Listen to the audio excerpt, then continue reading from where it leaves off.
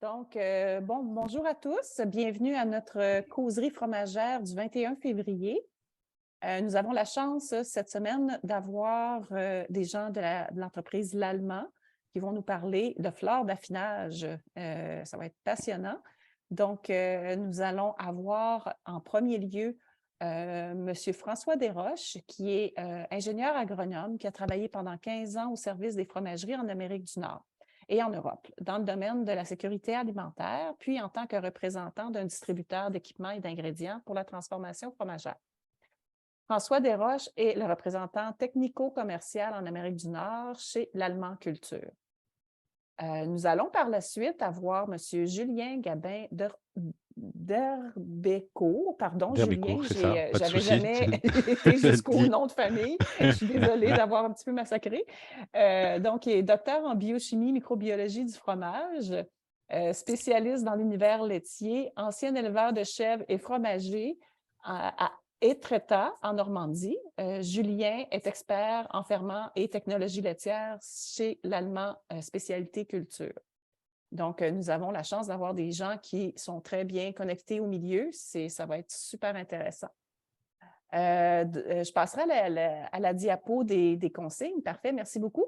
Donc, la façon que ça se passe, comme à l'habitude, pour ceux qui sont des abonnés à nos causeries, on va travailler en 3 blocs de 15 minutes environ de présentation, suivi de à peu près 10-15 minutes de questions.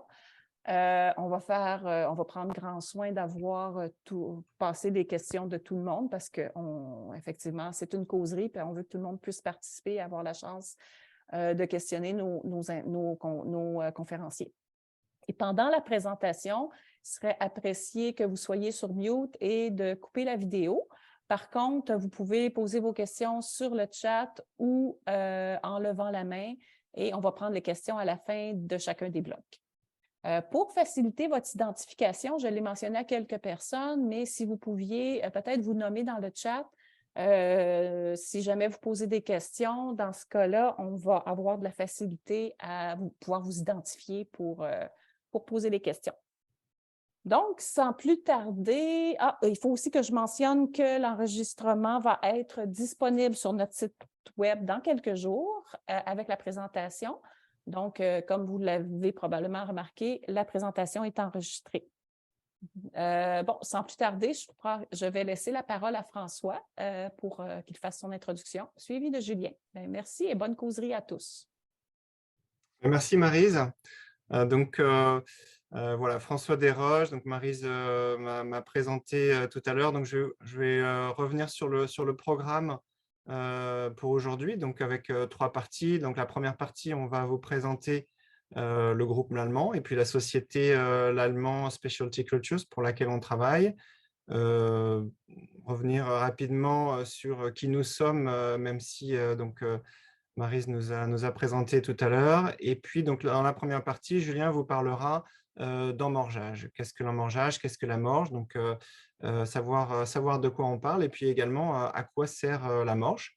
Dans la deuxième partie, Julien vous donnera un petit peu les différents leviers qui permettent d'influencer l'implantation de la morge et son développement. Et enfin, dans la troisième partie, il passera plus de temps sur les différents micro-organismes qui sont impliqués dans la morge, donc les différentes flores d'affinage, et en parlant également des flores d'altération et des pathogènes. Voilà, donc Julien, si tu peux passer à la diapo suivante. Donc, présentation de l'Allemand. Donc, le groupe L'Allemand a été fondé à Montréal, donc à la fin du 19e siècle, à l'origine par Fred Lallemand. Et puis, depuis 1923, le groupe a commencé à produire des levures, donc à l'origine des levures de panification. Ensuite, depuis 1952, le groupe L'Allemand a été sous la propriété de la famille Chagnon. Donc, c'est toujours le cas, toujours une société familiale. Et aujourd'hui, eh bien, c'est la 3e génération qui est toujours à la tête du groupe. Donc, depuis le démarrage, au début du XXe siècle, eh bien, le groupe s'est diversifié. Aujourd'hui, il y a 5000 employés qui sont présents partout dans le monde, avec une diversification, comme on va le voir un petit peu plus tard, sur énormément de marchés autour de l'alimentation, de la santé. Donc aujourd'hui, il y a 48 usines, donc 27 usines de levure, 9 usines de bactéries, et puis d'autres partenaires qui sont également qui permettent également de produire les levures et bactéries, les différents ferments du groupe allemand. Donc aujourd'hui, une présence mondiale dans un très grand nombre de pays d'Amérique, Amérique du Nord, Amérique du Sud, Europe et Asie. Donc, les activités principales du groupe allemand, pour résumer un petit peu, donc, ce sont le développement, la production et la commercialisation de levures, de bactéries et autres micro-organismes type Penicillium, par exemple, et de leurs dérivés. Donc aujourd'hui, comme vous pouvez le voir, le groupe allemand est très diversifié dans un certain nombre de marchés. Donc on a sélectionné ici, on va dire la plupart des marchés dans lesquels le groupe intervient aujourd'hui, pour vous donner une idée un petit peu, de l'étendue, et des possibilités d'utilisation des micro-organismes, produits, développés et produits par le groupe allemand. Donc avec, la nutrition, donc la nutrition animale, la nutrition humaine, donc on voit, évidemment, la panification, également les biocarburants, la brasserie, le café, les cosmétiques. Voilà, je ne vais pas tous les citer, mais parmi les marchés importants, il y a aussi la santé humaine avec les probiotiques, développement d'applications en pharmacie également, pour lutter notamment contre les virus, contre les maladies respiratoires. L'onologie est un des marchés importants également du groupe allemand. Et enfin, vous voyez en bas à droite, les cultures de spécialité. Donc, culture de spécialité, donc il s'agit de la société, de l'unité d'affaires que Julien et moi représentons aujourd'hui, l'allemand Specialty Cultures. Donc, c'est une unité d'affaires qui est consacrée spécifiquement au développement de cultures de spécialité qui sont utilisées pour la fabrication des fromages, en particulier l'affinage, donc les ferments d'affinage, mais également pour la fabrication, la transformation de produits fermentés à base de viande, également de produits alimentaires à base d'analogues, qui sont des analogues à base de plantes. Donc nos cultures, en ce qui concerne en particulier l'affinage des fromages, permettent l'expression d'arômes spécifiques, de couleurs, de textures et d'aspects des fromages qui vont permettre la différenciation des différents fromages et des différents produits. Donc, concernant notre unité d'affaires spécifiquement, toutes nos cultures de spécialité sont produites en France. C'est là que se trouve notre expertise, en fait, avec une usine de production qui en fait, a une expertise depuis plus de 100 ans. Et puis, par ailleurs, nous contribuons, nous bénéficions d'un réseau mondial d'usines de production un petit peu partout dans le monde et d'échanges via les différents échanges avec les différents laboratoires, les différents centres R&D du groupe allemand. Et également, nous bénéficions de partenariats avec des institutions spécialisées dans les micro-organismes, que ce soit en Amérique du Nord notamment ou en Europe. Voilà, bah, Julien, je te laisse te J'avais fini. présenter et prendre la suite. Merci François. Donc moi, Maryse m'a déjà présenté tout à l'heure, c'est plus parlant avec des photos. Donc j'étais ancien éleveur fromager dans la ferme familiale de mes parents, où on a développé plein de produits innovants. Moi, j'ai commencé la R&D, j'avais 7 ans. Alors j'étais surtout goûteur-testeur, mais quand même. Et j'étais passionné de sciences, donc je voulais savoir ce qui se passait. C'était bien de faire du fromage, mais je voulais savoir comment ça se passe. Et du coup, j'ai fait des études de sciences, à la fois santé et agroalimentaire, et avec une thèse en biochimie, biologie moléculaire et cellulaire, mais qui était sur le fromage, en fait, les bactéries propioniques et les trous dans les métals, et comment on les fait, et comment on fait des arômes. En tout, j'ai eu 6 ans de recherche académique, principalement à l'INRA, à l'UMR Sciences et Technologies du lait et de l'œuf de Rennes, mais avec des passages à l'ANSES et au CNRS. Et j'ai été pendant 8 ans en recherche appliquée et développement chez Lactalis, donc un des 3 experts en microbiologie du groupe, support scientifique et technique pour la R&D et les sites de production sur mes expertises en microbiologie, en charge du laboratoire de microbiologie de la recherche appliquée, et j'ai créé et ensuite fait tourner un micropilote de fabrication laitière qui permettait de faire presque toutes les technologies du groupe pour faire des modèles et accélérer l'innovation.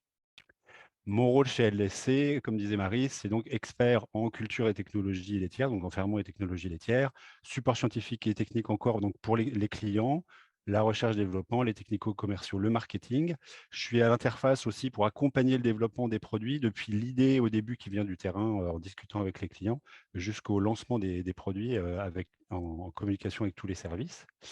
Je suis responsable de la stratégie de développement du portefeuille, justement pour alimenter ce portefeuille en nouveaux produits et adapter notre portefeuille aux besoins du marché, et l'interface avec des instituts de recherche comme certains ENIL, des écoles de laiterie françaises et certains centres de recherche comme les INRA. Alors, le vif du sujet, rentrons-y, donc l'emmorgeage, flore et levier technologique.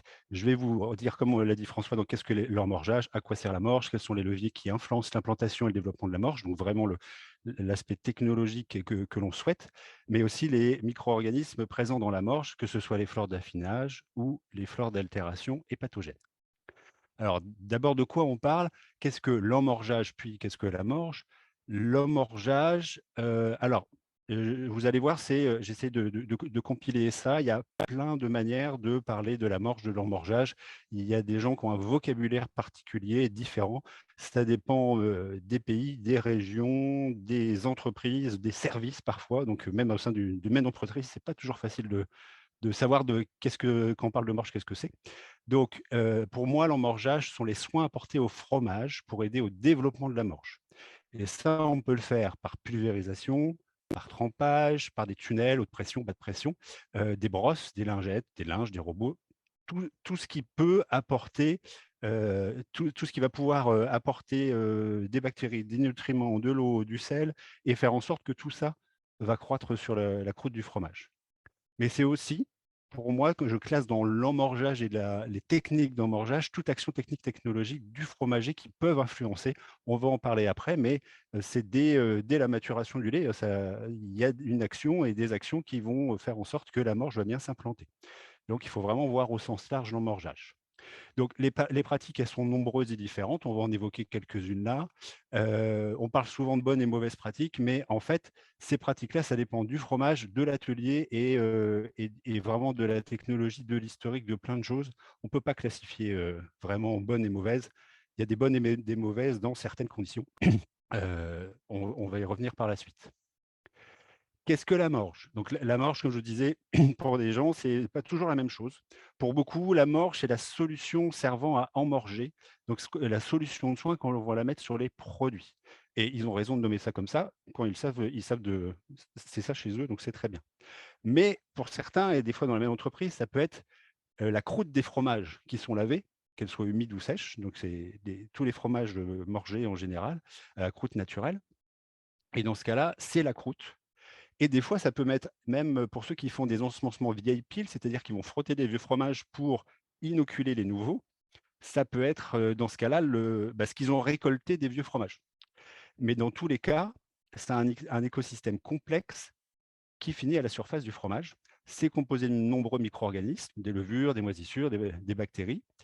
Et ça peut venir soit de l'environnement, soit de cultures de surface ensemencées. Comme j'ai dit, ça peut être des vieilles piles ou alors des ferments allemands, par exemple, qu'on va mettre avec plaisir sur les fromages.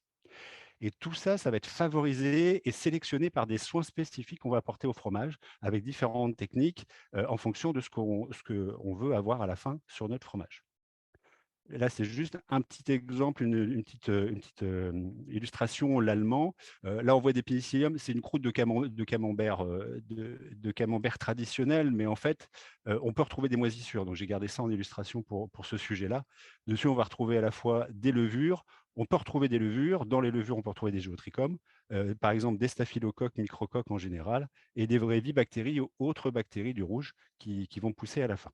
C'est de tout ça qu'on va parler maintenant et qui vont créer cette morche et cette couche de bactéries, et de levures, de moisissures et leur sécrétion qui va produire la morge.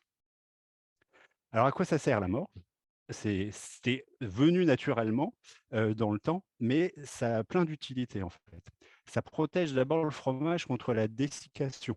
Ça empêche vraiment le fromage de sécher. Vous le voyez très bien, quand vous coupez un fromage dans votre frigo, bah, par la tranche, il va sécher et pas par la croûte, moins par la croûte. Il y a aussi, des modifications d'arômes par perte ou transfert qui peuvent se faire. Je reprends l'exemple du frigo. Si vous avez un fromage entier, vous pouvez le laisser, il va continuer à s'affiner doucement, mais il ne va pas spécialement perdre d'arôme ou prendre spécialement d'autres goûts. Si vous le coupez en 2, et ben, il y a beaucoup d'arômes qui vont partir et il va potentiellement prendre le goût du café qui est stocké pas loin, du poisson qui est dans le bac en dessous ou du fromage très fort qui est à côté et du coup ça peut varier l'arôme. Quand il y a la croûte, c'est vraiment une barrière de protection. Ça limite aussi la croissance des micro-organismes indésirables. On va sélectionner les flores qui vont être sur notre fromage pour empêcher d'autres de pousser. Et ça, on va le revoir après. Alors, ça sert aussi à la différenciation visuelle, l'aspect, la couleur. Donc, comme on parlait de la morche, ça peut être visqueux, ça peut être brillant, ça peut être sec, et on a aussi la couleur. Donc, on voit ici, sur toutes les photos, hein, que ce soit la photo en haut ou sur les photos que vous avez à gauche, on a vraiment une variabilité. On peut avoir vraiment des couleurs différentes et des aspects plus ou moins secs. Et les ferments peuvent donner une variété d'aspects et de couleurs et voire remplacer des colorants de croûte comme le rocoux. Il y a des endroits où on utilise beaucoup des colorants, le rocoux, le caramel, des bêta-carotènes en général. Historiquement, c'est quand même les ferments du rouge qui apportaient cette couleur. On les a beaucoup remplacés par des colorants. Alors des fois, on les mettait quand même, mais plus pour le goût. Et on a arrêté de regarder ce que ça donnait. Mais il y a de plus en plus de gens qui veulent enlever, revenir à, non pas du naturel, hein, parce que ce sont la plupart du temps des extraits naturels, mais à quelque chose de simple et fromager et fermentaire et retrouver des couleurs naturelles. Et on peut faire ça avec des ferments. Ça sert aussi à la différenciation gustative. On va le voir après, on a à la fois de la désacidification qui vient de plein de ferments de surface, notamment, ou de levures à l'intérieur, qui vont désacidifier jusque dans la pâte. Alors ça va permettre de relever de pH, activer la protéolyse, la lipolyse, tous les métabolismes, et ça va faire des arômes et donner de la typicité au fromage. Et en fonction des ferments qu'on va sélectionner, on aura une typicité différente et créer des fromages uniques, comme vous pouvez le faire chez vous. Voilà. Donc, est-ce que vous avez des questions sur cette première partie, que ce soit sur l'allemand, sur nous, ou sur l'emmorgeage et la morge en général? Pour l'instant, je ne vois pas de questions. Moi, j'en ai une par contre, Julien. Tu as mentionné, parce que c'est souvent un débat, ça. Est-ce qu'on lave les jeunes fromages après les vieux ou c'est préférable de ne pas faire ça pour les risques de contamination? Bon, j'aimerais entendre ton avis à ce sujet-là. Est-ce que c'est mieux de commencer des jeunes vers les vieux ou des vieux vers les jeunes? Ah, bah, comme je l'ai dit, il n'y a pas de bonne et de mauvaise pratique, ça dépend de l'atelier, donc tu ne peux pas dire en général, c'est pas bien. Je vais donner des exemples là où il y a des moments où je vais dire, bah, oui, il y a tel problème, donc si on peut et qu'on fait du vieille pile, bah, faut soit arrêter, soit changer justement de sens. Quand il n'y a pas de souci, ça peut être bien de mixer tout le monde pour harmoniser un peu partout sur les fromages, que les fleurs soient les mêmes partout. Sur les vieux, sur les jeunes, etc. Après, comme ce n'est pas les mêmes fleurs, ce qu'on va voir après, ce ne sont pas les mêmes fleurs qui poussent au même moment. En fonction de quel fromage on va frotter avant l'autre, on ne va pas apporter aux autres la même chose. Soit par simple contamination de la lingette, de la serviette, de la serpillière, de la brosse, du robot. Donc, ça dépend vraiment du cas et surtout si on a des soucis, dès qu'on a des soucis de moisissure ou de listeria, il vaut mieux vraiment aller dans l'ordre des produits. Mais si on fait de l'ensemencement vieille pile, on est obligé de faire dans l'autre sens, parce qu'il faut aller chercher la flore sur les vieux. Mais dans ce cas-là, il faut sélectionner les bons fromages pour écarter tous ceux qui ont un souci, comme de la listeria ou du bleu qui apparaît. Parfait, merci beaucoup. On a une question dans le chat. Quelle est la pratique la plus intéressante? Brossage, tissu, main du fromager? Ah ah! Ah ah. Bah, non. Dans tous les cas, la main du fromager va passer à un moment parce que même pour régler une machine ou pour savoir s'il faut qu'on frotte le matin, le soir, attendre 2 jours ou pas, il faut qu'il y ait les mains du fromager qui touchent le fromage à un moment. Heu Surtout quand on a des process avec des affinages assez longs et des choses très traditionnelles. Ensuite, ça dépend vraiment, de la taille, de l'entreprise et ça dépend, c'est général aussi. On ne peut pas dire bon et mauvais parce que, quand on a beaucoup de volume, bah, ça peut être quand même intéressant à un moment d'avoir soit une machine avec des brosses automatiques, on met les fromages dedans, soit avoir une sorte de tunnel avec des brosses ou des buseaux de pression qui vont faire le travail eux-mêmes. Voir qu'on a des très grandes claves avec des grandes pièces de plus de 40 kilos, c'est toujours sympathique qu'un robot fasse le travail à la place d'user quelqu'un. Mais bah, si le robot il va tout seul, bah, il n'est pas là pour dire ah mince, il y a une tache de bleu là, celui-là je le prends après. Donc ça dépend de la taille et de ce qu'on va en faire. C'est sûr que plus on robotise, moins il y a de contrôle et plus il y a de risques de dérive et on est moins au contact du produit. Et donc bien sûr, les petites dérives du quotidien, on les voit pas, on les voit quand ça devient des catastrophes des fois. Parfait, J'espère que merci j'ai beaucoup. répondu à la question. Oui, je crois que oui. Oui, il mentionne merci. Ensuite, je vais juste voir, je vois pas non plus de main levée, si je ne me trompe pas. J'ai peut-être une autre question. En fait, comment on fait pour parce que, bon, j'ai trouvé ça intéressant que tu aies fait la distinction entre c'est quoi l'emmorgeage, tout ça, mais est-ce qu'on peut distinguer vraiment les croûtes lavées des croûtes brossées sans solution? Comment on les nomme ou pour toi, tout ça, c'est la même chose? Parce qu'il y en a qu'on Alors, va prendre une solution, il y en a qu'on va juste brosser. Bon, en tout cas. Ou on va juste plus sel, pas de brosser, mais teinture. souvent, il y a toujours un moment où on va mettre un peu de sel et de l'eau. Mhm. Et donc, pour moi, une croûte naturelle, pour moi, une croûte morgée, c'est une croûte naturelle où il y a ce type de flore qui pousse. Et on a fait des choses et on va faire des choses pour les guider vers ce qu'on veut obtenir. Donc, vers la Mhm. bonne couleur, la bonne texture, etc. Donc, je mets les croûtes, naturelles, et les croûtes naturelles qu'on ne va pas enlever après, parce qu'il y a, par exemple, certains emmental traditionnels qui n'ont pas de croûte. Il y a des moisissures qui peuvent pousser dessus, mais on va complètement les décaper à la fin. Et finalement, les moisissures n'ont pas toujours donné grand-chose ou donné un petit peu de lipolyse et de goût piquant dedans. Mais là, ce n'est pas une croûte morgée. Donc, un emmental, ce n'est pas une croûte morgée, mais un gruyère. Donc, un gruyère, que ce soit un gruyère suisse, un gruyère de comté, de Beaufort, pour moi, ce sont des croûtes morgées. La raclette, c'est une croûte morgée. Les Saint-Paulins sont des croûtes morgées. Et bien sûr, le Munster, le Livaro, le Maroilles et tout ce qui Tout peut y ça, c'est des ressembler. croûtes morgées. Autant que les Voilà. fromages d'abbaye. Tout à fait, les euh, fromages d'abbaye qu'on peut retrouver chez vous ou en Belgique. mhm. Tout ça, ce sont des croûtes morgées. Et c'est pour ça que j'ai dit aussi, il peut y avoir la pulvérisation. Et il y a certains, on a une pulvérisation juste après le ressuyage.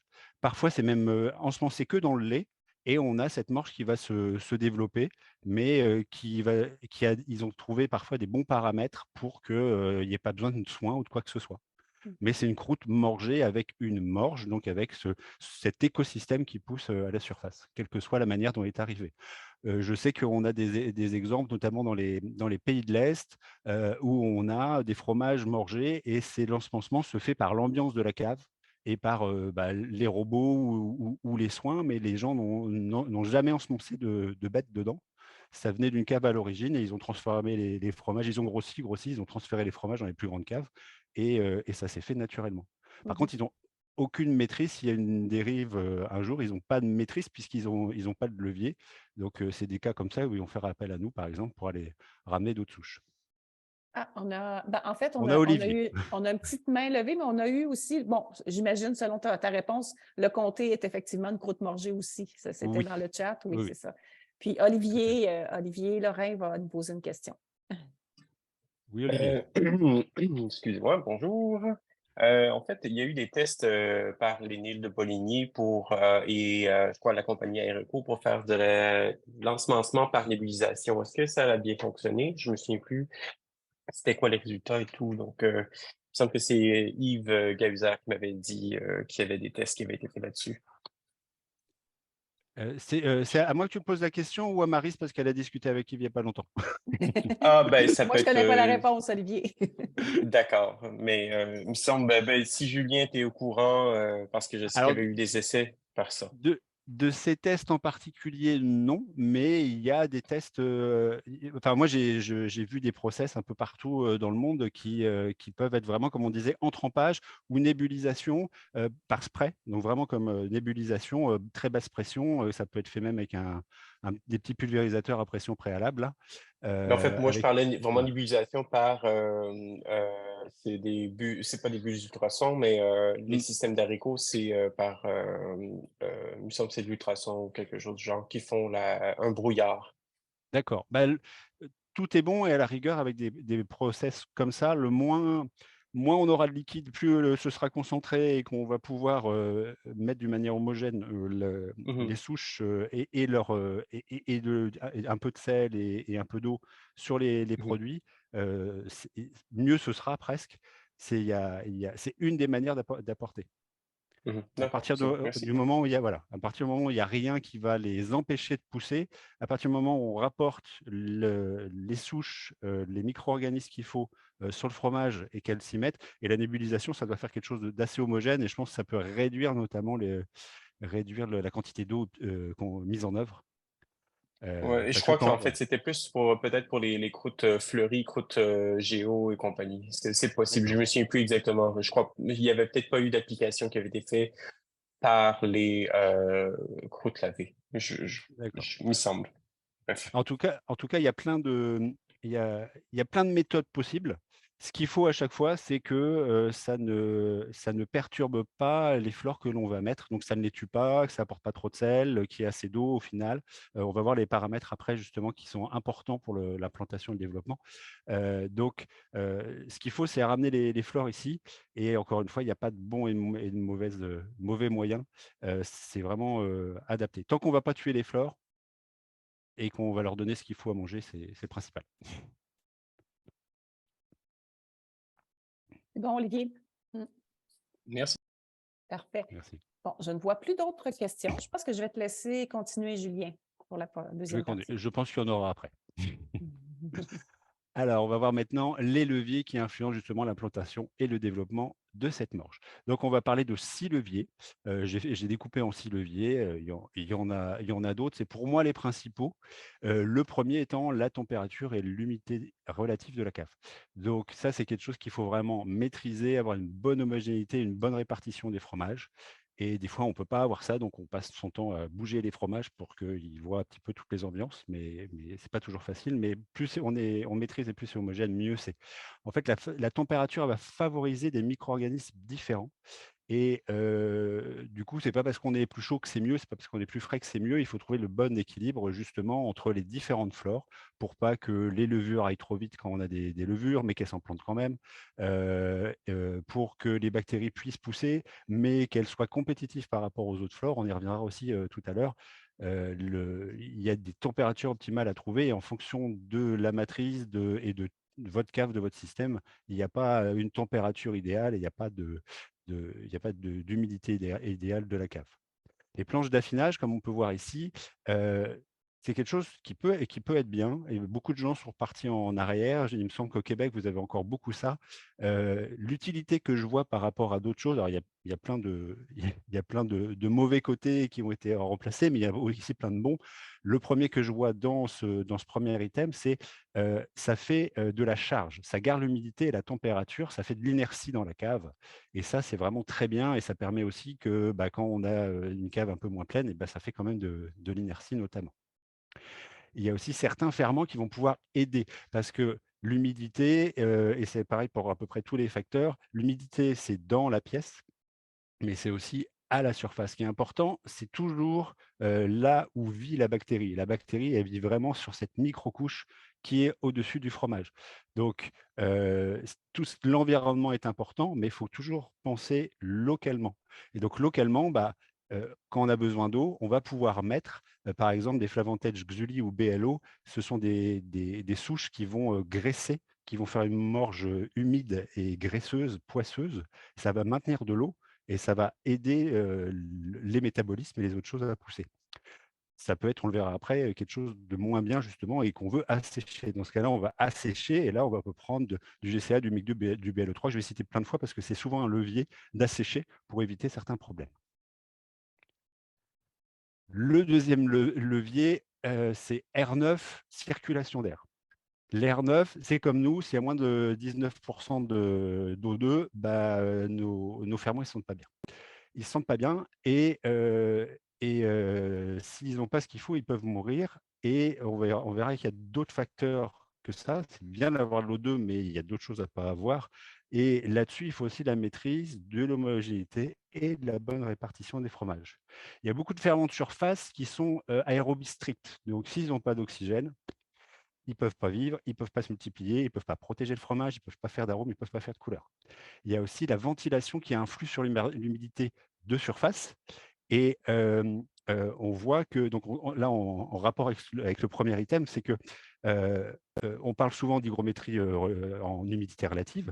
Donc on va dire, ah ouais, 96 c'est bien, 97 c'est bien, 98 c'est mieux, mais ça dépend aussi de la ventilation. Donc si vous n'avez pas assez de ventilation et d'air neuf, vous n'avez pas assez d'O2, donc ça ne va pas pousser. Si vous avez trop de ventilation, vous êtes beau être à 98% d'hygrométrie, ça va assécher la surface des fromages. Donc il fait humide dans la cave, mais là où poussent les micro-organismes, ça sèche. Il y a de la freinte, ça pompe de l'eau, ça fait des cailloux et vous pouvez pas, les micro-organismes ne peuvent pas pousser là-dessus. Donc c'est vraiment important de voir cette circulation d'air. Et l'air neuf, ça sert aussi à balayer l'air vicié, et notamment vicié de CO2 ou d'ammoniac. Tous les métabolismes vont libérer du CO2 et de l'ammoniac à partir notamment des acides aminés et de la protéolyse. Et ça inhibe les croissances de presque tous les micro-organismes. Donc, si on veut quelque chose qui se passe bien, il faut ramener de l'air neuf et limiter le confinement dans les caves. Ici, l'aspect un peu moins positif des planches, par exemple, c'est qu'on le voit très bien dans cette cave, c'est que les planches d'affinage, ça peut couper le flux d'air ou le perturber. Là, je peux vous garantir qu'entre les fromages du haut, ceux du bas et ceux du milieu, ils ne voient pas la même chose au niveau flux d'air. Et en plus, la face qui est posée sur la planche, elle ne respire pas. Donc, il faut retourner, retourner, retourner. Ça demande beaucoup plus de manipulation. Alors que si vous êtes sur un store, vous pouvez limiter un peu plus parce que l'air passe par en dessous. Et donc, vous devez retourner, mais beaucoup moins. Et il y a toujours les ferments d'affinage qui peuvent aider à graisser et à assécher la morge selon les besoins dans ces cas-là, parce qu'en fonction de l'air que vous avez, si vous avez besoin de plus d'air mais que le fait de mettre de plus d'air, vous allez assécher plus, et vous pouvez mettre des ferments qui vont garder un petit peu plus d'eau à la surface et compenser comme ça. C'est vraiment un levier de contrôle. Autre levier, pH, activité de l'eau à la surface, dont la teneur en sel. Comme je disais tout à l'heure, c'est très important en local. Donc, je vois souvent, moi, sur le terrain, des gens qui me parlent de sel, de taux de sel, etc. Mon taux de sel, il est ça devrait pousser. Oui, mais là, par exemple, vous voyez ce qui est salé à sec ici. Le sel, il est souvent amené par l'extérieur, en salage à sec ou en saumure, mais ça veut dire que les premiers jours, la croûte est sursalée, à l'intérieur, c'est pas salé du tout.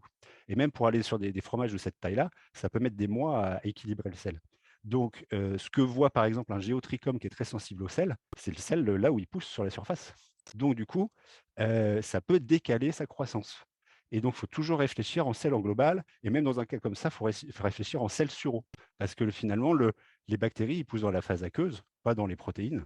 Et donc, c'est le sel sur eau qui est important. Et c'est toujours ça qu'il faut regarder pour une bonne maîtrise de ces flores. Et le pH, c'est pareil. Le pH, peut y avoir des remontées de pH vraiment au niveau de la croûte. Si vous prenez le pH fromage sur un fromage comme celui-ci, par exemple, ça ne veut rien dire par rapport à ce qui se passe vraiment là où poussent les bactéries de la morche. Donc, il faut toujours prendre que la croûte quand on veut considérer est-ce que mon pH est bon, est-ce que j'ai des bonnes remontées, vraiment avec un minimum 2-3 mm de croûte maximum. Sinon, on n'est pas représentatif et on ne peut pas comparer. Et donc, pour ça, on peut choisir des flores. Et ça, c'est essentiel pour la post-acidification. Donc, ça vient dès les flores lactiques qu'on va utiliser pour sélectionner les choses qui ne vont pas post-acidifier. Mais aussi, on peut avoir des levures qui vont aider à ne pas post-acidifier, désacidifier après, contrôler l'humidité de surface. Je pense par exemple à une KL pour la post-acidification ou la désacidification. C'est très bien, et ça dès l'intérieur du fromage. Il y a aussi le choix du moment de l'application pour jouer sur le pH et avoir les bonnes conditions de croissance. Comme je disais tout à l'heure, il y a des choses qu'on peut mettre dans le lait et ils vont pousser après, mais on peut imaginer, heu, en fonction du pH qu'on a, aller sélectionner un moment particulier et je vais revenir après, sur un autre item, le bon moment pour ensemencer la bonne souche, pour soit changer le paramètre ou soit parce que le paramètre n'était pas bon pour cette souche avant, donc elle a besoin des bonnes conditions, donc autant la mettre au bon moment. Autre levier numéro 4, les sucres résiduels.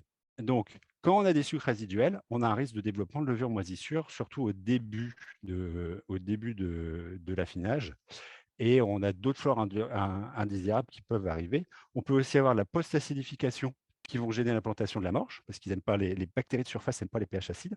Et donc, c'est quelque chose vraiment à regarder. Et ça, c'est dès la recette, c'est dès la cuve qu'il faut bien maîtriser ça, savoir ce qu'on a et quand on a des soucis, réfléchir à ça et revenir aux basiques. Est-ce que mon acidification s'est bien passée? Est-ce que j'ai des sucres résiduels? Et est-ce que j'ai la post-acidification? Et est-ce que je peux agir là-dessus pour implanter mieux la morge? Donc ça, on joue sur la fabrication. Et des ferments, comme je disais tout à l'heure, type levure, ça peut aider. Donc une KL, ça va empêcher la post-acidification et aider à remonter le pH. Une DH en surface, ça va augmenter le pH juste là où la morge s'implante. Et ça va agir très vite et protéger notamment des levures moisissures. Donc c'est une très bonne chose en compétition. Donc je mets un petit exemple ici pour montrer un peu la variabilité. Alors ce sont des exemples de souches qu'on peut trouver dans la littérature. Ça dépend aussi de la souche, et pas que au niveau de l'espèce, mais on voit par exemple qu'une KL va fermenter le lactose en premier et ensuite elle va commencer à manger doucement du lactate pour remonter le pH. Un GO, ça va manger le lactate, ça ne va pas toucher au lactose. Et une DH, selon la souche, ça va manger les deux d'un coup, ou d'abord du lactose et un peu du lactate, puis les deux d'un coup. C'est assez, ça dépend de la souche et c'est vraiment quelque chose qui se passe à la surface du fromage. Donc, en fonction de ce qu'on va prendre, on ne va pas avoir la même chose et on ne va pas agir de la même manière sur les sucres résiduels. Donc, c'est très important le choix à la fois du type de flore et de la référence. On a différentes références chez l'allemand, par exemple, qui vont être plus ou moins rapides en fonction des sucres résiduels qu'il peut y avoir dans les fromages et du type de technologie. Le 5e levier, c'est l'interaction au niveau des populations avec les différents ferments selon le moment de l'affinage. C'est un peu ce que je disais tout à l'heure. Moi, je vois la morche, c'est comme une belle histoire. Et donc, la vie de la morche, c'est une histoire et ça va se raconter différemment en fonction des acteurs et de leurs interactions. Donc, on prend n'importe quel film. Si on change un acteur, des fois, il y a un acteur qui meurt dans un film, on change d'acteur, bah, c'est plus pareil. C'est plus la même histoire, ça se passe plus pareil. Des fois, ça prend pas. Et bah, c'est la même chose avec les ferments. Donc, ce n'est pas toujours les mêmes ferments qu'on va apporter dans les mêmes doses au même moment selon selon l'histoire qu'on veut raconter et qui doit se raconter.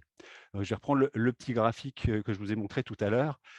C'est aussi la succession de l'écologie dans le temps. Et là, on voit que, par exemple, les levures en général vont pousser dans les premières et elles vont préparer le terrain, désacidifier, manger les sucres résiduels et vont aider. Donc, elles vont à la fois aider à protéger contre des moisissures et des levures qu'on ne veut pas, mais elles vont aider les géotrichomes, les staphylocoques et les brévis à pousser derrière. Donc, elles vont relever le pH notamment et faire différentes choses. On va y revenir après. Les géotrichomes, ils commencent à pousser dès le début, et ce sont des levures, et ils vont faire, par exemple, par leur petit mycélium et leur petit feutrage blanc, par exemple, sur certaines croûtes lavées, qui va apparaître un peu plus tard, parce qu'ils vont faire ces structures un peu plus tard. Les staphylocoques, eux, ils commencent à pousser très vite, mais en fait, plus le pH est bas, moins ils travaillent. Donc au début, ils poussent très doucement, mais tellement doucement qu'on ne le voit pas, et ils attendent vraiment qu'il y ait cette relevée de pH pour agir. Ou alors, quand ils sont tout seuls, parce qu'il y a des fromages où ils sont tout seuls, il n'y a que des staphylocoques et des brévis, par exemple, et ben, ils vont mettre plus de temps. Et souvent, la technologie est adaptée. Le pH est plus bas, il y a moins de post-acidification. On va travailler sur la technologie pour permettre à ces staphylocoques d'agir tout seuls sans levure. Et les brévibactéries, elles vont arriver vraiment à la fin parce qu'elles sont très acido-sensibles. Et le dernier levier, c'est les soins. Donc les soins en général, c'est vraiment l'outil de pilotage de la morge et de l'emmorgeage. Donc selon leur type et leur fréquence, selon ce qu'on veut assécher, graisser, favoriser une coloration, une production d'arômes, vraiment ce qu'on veut piloter au niveau organoleptique, les soins vont être différents. Donc, on peut agir sur le nombre de soins, le taux de sel, le taux d'ensemencement et les souches qu'on va mettre, en changeant soit les différentes espèces qu'on peut retrouver, les différents genres et leur taux d'ensemencement. Il n'y a pas le besoin de la même chose au même moment selon l'histoire qu'on raconte, encore une fois. Donc, par exemple, en exemple de pratique, si on augmente les soins, qu'est-ce que ça va faire d'augmenter les soins? Bah, plus on augmente les soins, plus on va apporter de l'eau. À chaque fois, on apporte de l'eau en surface. Et ça, ça va monter l'AW de la croûte, donc l'activité de l'eau, et les bactéries de la morge elles vont aimer. Donc, plus il y a d'eau, mieux elles aiment. Donc, ça va leur permettre de mieux s'implanter. Mais attention, ça peut trop s'implanter. Si on en met trop, on peut avoir une morge trop grasse qui va même se décoller ou qui va mal vieillir, par exemple. Ça permet aussi de corriger un aspect ou une couleur au cours de l'affinage. Et donc là, on peut dire: «Ah, bah là, j'ai pas, je suis pas assez coloré, donc je vais faire en sorte que les brévis aient plus d'eau, plus de sel aussi», on va voir ça après, plus de sel, plus de nutriments. Peut-être que du coup, je vais rajouter une levure si, j'ai pas assez désacidifié au début. Je vais essayer de rattraper la chose. Je vais corriger, mettre plus de soin avec plus de choses dedans. Et ça sert aussi à rabattre les levures moisissures. Quand on attaque de levures moisissures ou quand on a un géo qu'on veut sur notre croûte, mais qu'il est trop présent, plus on va faire de soins, plus on va le rabattre et le calmer pour qu'il y ait juste un petit feutrage et pas qu'il prenne toute la place sur la croûte. Autre exemple de pratique, si on sale plus la solution. Alors, saler plus la solution, ça va limiter le géo. Comme je disais tout à l'heure, le géo, il aime pas du tout le sel. Donc ça limite sa croissance, ça peut même la stopper si on en met trop. Et donc si par exemple, on veut un géo, mais que le géo, il va un petit peu trop vite, eh ben, on sale un petit peu plus, ça va le freiner. Si on veut pas du tout de géo, on peut au contraire augmenter, ça va l'empêcher de pousser. Ça va aussi maintenir l'humidité de surface, donc c'est un peu ambivalent parce que le sel joue sur, l'AW, mais là, il va jouer dans 2 sens parce qu'il est hygroscopique et il va garder de l'humidité, il garde une couche d'hydratation autour du fromage et ça va surtout bénéficier aux brévibactéries et à la coloration. En fait, les brévibactéries, aiment l'eau et ils sont à l'eau tolérantes. Donc si elles baignent dans de l'eau salée, pour elles, c'est Byzance, alors que la plupart des micro-organismes n'aiment pas ça. C'est d'ailleurs pour ça que les brévibactéries sont, les, ferments du rouge de la morge. C'est que c'est presque les seuls micro-organismes qui peuvent survivre dans ces conditions et naturellement, dans tous les fromages à croûte lavée où on mettait juste du sel à la base, elles sont venues, s'implanter. C'est les seuls qui pouvaient rester à la fin de vie du produit. Et après, on les a récupérés pour en faire des ferments, mais c'est naturel, totalement naturel, à la base. Alors attention aussi, trop de sel, ça peut favoriser certaines moisissures. Il y a des moisissures qui sont susceptibles au sel. Souvent, on dit: «Ah, je vais saler un peu plus, ça peut être mieux», puis finalement, on va sélectionner des moisissures résistantes au sel. Il ne faut pas oublier que des moisissures comme certains, Penicillium, on peut les ensemencer en saumure. Ils n'ont aucun problème avec ça. Ils sont très résistants et dès que le sel va être équilibré, ils vont pousser et il y a certaines souches de moisissures qui peuvent pousser à 20 de sel dans de la saumure carrément. Donc c'est très important de trouver le bon équilibre. Et enfin, on peut jouer sur le taux d'ensemencement des souches, sur les souches qu'on va amener soit par des produits commerciaux, soit par des frottages vieilles piles. Alors ça permet de changer les proportions des différentes flores et ça, c'est, à des moments donnés de l'affinage ou pour aller corriger un souci, corriger, une histoire qui se passe pas bien, on va apporter, on voit que ça ne désacidifie pas, on va ramener des levures. C'est un petit peu trop tard et on voit que ça part pas et on va mettre plein de staphylocoques qui vont aider à désacidifier en local et aider les brévies à pousser. On voit qu'on n'a pas assez de brévies finalement, on va en remettre parce que si on n'en a pas assez à la base, elles ne vont pas pousser. Mais si on a un petit peu et que les conditions sont bonnes, elles vont pousser. Et ça, on peut le faire aussi en frottage vieille pile parce que comme je disais tout à l'heure dans les questions, on a des choses, on a des choses différentes qui vont pousser en fonction du temps. Donc, quand on sait que les levures vont pousser au début, puis les staphylocoques, puis les brévies, par exemple. Si on veut apporter plus de levure en frottage vieille pile, mais on ne veut pas apporter des fleurs de la morge, on va frotter des produits jeunes et on va avoir surtout des levures dans la morge qu'on va retirer et qu'on va remettre dans les nouveaux produits.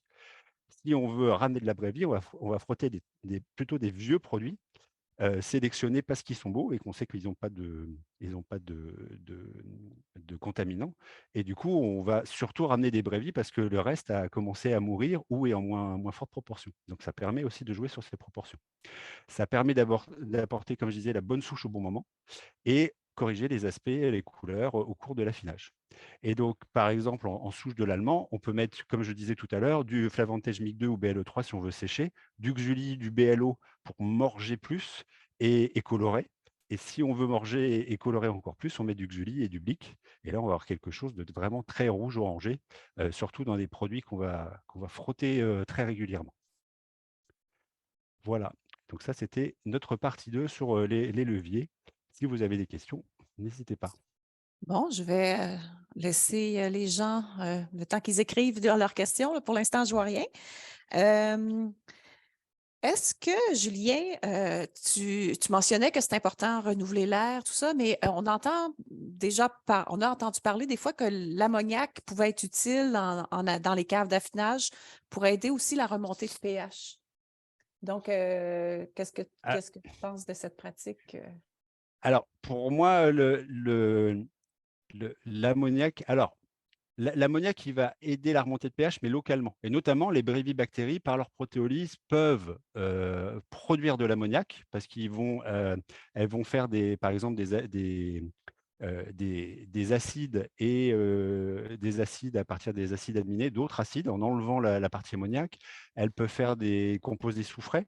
Là, elles vont utiliser aussi de la partie vraiment carbonée et pas nitrate. Du coup, elles vont enlever l'ammoniac des acides aminés et on va se retrouver avec de l'ammoniac et on a vraiment une remontée de pH locale à la fin d'affinage, là où ça ne sert presque plus à rien, dû à l'ammoniac. Mais l'ammoniac qui est dans l'air ne sert pas dans le fromage. Il a pu servir à ce moment-là, mais les brevibactéries, elles, c'est leur produit final de métabolisme. Et comme presque tous les organismes, d'ailleurs, et pas que les micro-organismes, on n'aime pas manger ce qu'on défèque. Donc, ils n'aiment pas l'ammoniac. Donc oui, ça peut relever le pH, mais au moment où on a le plus d'ammoniac, si on n'a pas de moisissure dans notre recette, c'est quand même souvent à la fin sur les croûtes-morgées, les brevibactéries. Et là, ça veut dire qu'elles ont déjà un métabolisme très avancé, qu'elles sont déjà très implantées. Donc, ça ne sert plus à rien de relever le pH à ce moment-là. Et au contraire, ça peut les freiner parce que voilà, il y a trop d'ammoniac, j'ai plus assez d'oxygène et je suis réprimé par ça. Donc voilà. Mais encore une fois, ça dépend vraiment de la chose, de l'endroit. Certaines levures qui peuvent être très protéolytiques peuvent aider à faire ça justement et ça peut participer aussi à la remontée de pH. Ça dépend vraiment du produit. Parfait, merci beaucoup. On va y aller dans l'ordre. La première, c'était sur le chat. Comment corriger une morge trop graisseuse, sachant que le taux de sel permet de maintenir l'humidité de surface? Suggérez-vous de traiter, frotter, humidifier avec une fleur d'affinage les planches avant d'y apposer les fromages? Frotter les planches avant d'y apposer le fromage. Alors ça dépend encore une fois. Oh, c'est deux questions séparées. Oui, oui, c'est deux questions. Oui, ça aurait pu. D'accord, ok. Donc la première, oui, sur une morge trop graisseuse. Oui, donc, c'est ça. Morge trop graisseuse, il faut à la fois faire un soin pour démorger, pour enlever de la morge, la calmer, et à la rigueur, on va faire un soin moins salé. On va voir notre taux de sel, mais si on est plus proche d'un taux de sel de 10%, on va redescendre entre 3 et 6%, par exemple. Si on est à 15%, on va descendre à 10%. Donc, il ne faut pas faire un grand coup de levier à gauche ou à droite, c'est descendre de 3 à 6%, monter 3 à 6% en fonction. Donc, ça dépend aussi de pourquoi elle est graisseuse. Si elle est graisseuse parce que c'est une levure qui se met à trop pousser et c'est la levure qui graisse, on va essayer de calmer la levure. En général, on peut augmenter le taux de sel dans ce cas-là, parce que c'est le début d'affinage et c'est la levure. On peut augmenter le taux de sel. On peut et baisser la température. Plus la température sera basse, moins les levures vont s'activer. Si c'est au milieu de l'affinage et qu'on voit que c'est de la brévie qui pousse trop, il faut mieux baisser le taux de sel et faire moins de soins, espacer un petit peu les soins, par exemple. Et on va voir après, il y a d'autres soucis, mais ce sera dans la troisième partie. Ça peut être des pseudomonas qui poussent, par exemple. Et donc, c'est là qu'il faut trouver le bon équilibre. Et on va reparler des différents leviers qu'on a quand on a des pseudomonas. Parfait. Puis la Voilà. deuxième Et donc, question, c'était au sujet des planches, c'est ça? voilà. Et au sujet des planches, alors les planches, ça va dépendre aussi si on a des soucis qui viennent des planches. Mais à partir du moment où euh, on a ensemencé les produits sont ensemencés et que la partie des produits qui va toucher la planche est ensemencée, ça va automatiquement ensemencer la planche. Par contre, il est vrai que si on voit des moisissures qui poussent sur la planche, autant les ensemencer avec des levures, des géotrichum, si on utilise des géotrichum, hein, bien sûr. Alors, si vous n'avez pas de levure géotrichum, allez pas en mettre sur vos produits, hein, on trouve d'autres leviers. Donc, dans ces cas-là, si on voit des contaminants qui viennent sur les planches, on peut les ensemencer. Mais ce n'est pas la manière la plus directe d'aller ensemencer le fromage. On ensemence le fromage en général. Et on peut aussi réguler, quand on va ensemencer les planches, on va aussi ramener de l'eau sur les planches, donc on va amener de l'hygrométrie dans la cave.